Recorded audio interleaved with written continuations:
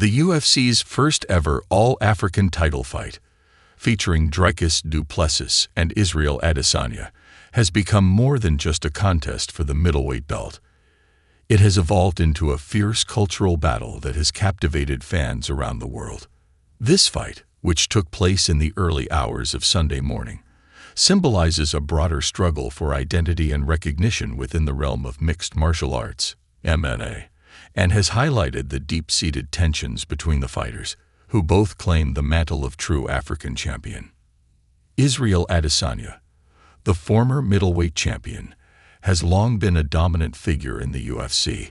Born in Lagos, Nigeria, Adesanya moved to New Zealand at the age of 10, where he honed his skills and built a formidable career. Despite his relocation, Adesanya has always maintained strong ties to his African roots, proudly representing Nigeria in the octagon.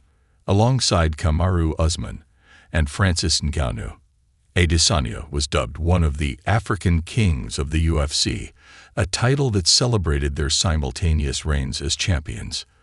This trio brought unprecedented attention to African fighters, and their success helped to elevate the profile of MMA on the continent. However, the emergence of Dricus du Plessis as South Africa's first UFC champion in January 2023 has challenged this narrative. Du Plessis, who was born and raised in Pretoria, South Africa, has been vocal about his belief that true African champions are those who live and train on the continent.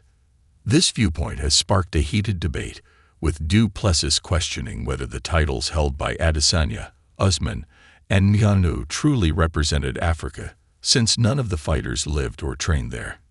Did those belts ever go to Africa?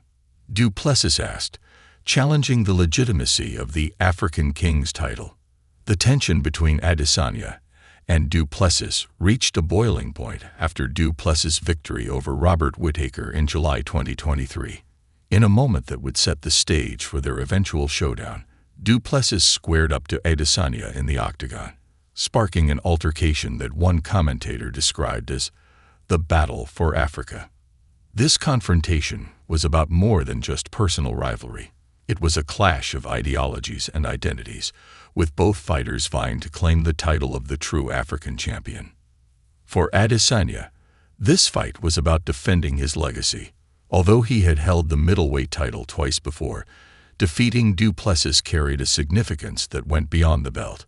Adesanya felt that Du Plessis had disrespected the legacy of African fighters by questioning their connection to the continent.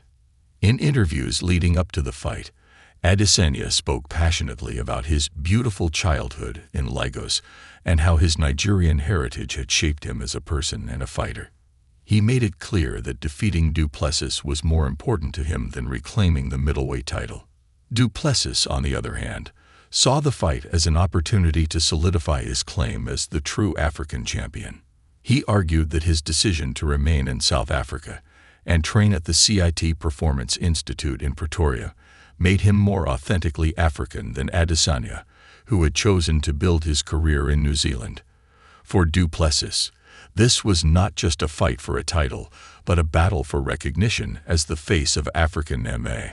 The cultural significance of this fight extended beyond the two fighters involved. UFC President Dana White has long expressed interest in expanding the promotion's presence in Africa, and this all-African title fight was seen as a major step towards that goal. The bout was expected to inspire a new generation of African fighters and bring greater attention to the sport across the continent. In Lagos, Nigeria, the impact of Adesanya's success has already been felt. At the Wellness Martial Arts Academy inside the National Stadium, Coach John Anin has seen a surge of interest in MMA among young athletes eager to follow in the footsteps of Adesanya and Usman, who is affectionately known as the Nigerian Nightmare.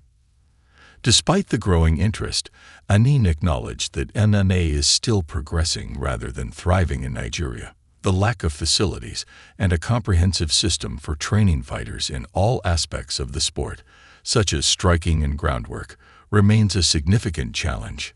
Facilities are still a challenge for most of us, Anin said in an interview with BBC Sport Africa. But do we have athletes who can make us proud? Yes, we have a lot of strong people here.